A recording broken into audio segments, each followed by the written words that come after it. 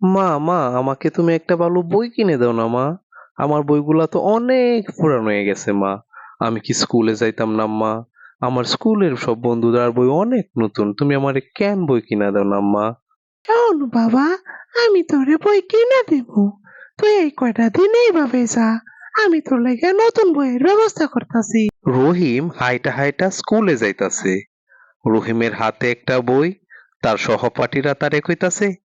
ওই দেখ দেখ, রহিমের হাতের বই ছেঁড়া, আমাদেরটা নতুন। আর রহিম এগুলা কোনো পাত্তা দিতাছে না বন্ধুরা। রহিম স্কুলে যাওয়ার পর স্কুল ছুটি হইয়া যায়। তার বন্ধুরা, তার সহপাঠীরা সবাই দৌড়ে তাদের বাড়ির দিকে চইলা যায়।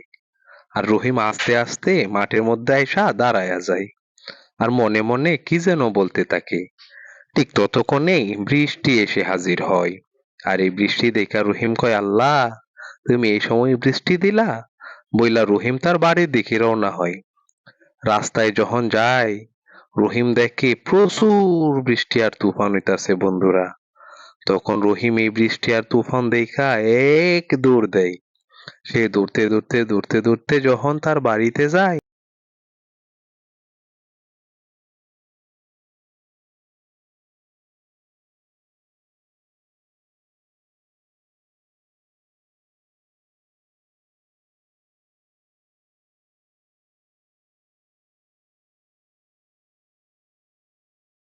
ওই দিন রাত্রের বেলা রহিমের মা ভাবতে থাকে, কি করা যায়?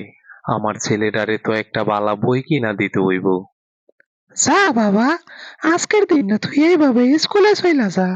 আমি তোর লাগা নতুন বই কিনবো, সাথে তোর লাগা একটা নতুন ব্যাগও কিনবো, যাতে তুই অনেক খুশি হইয়া যাস। বন্ধুরা, রহিম একদিন অনেক বড় হয় এবং সে একজন ডাক্তার হয়ে যায়।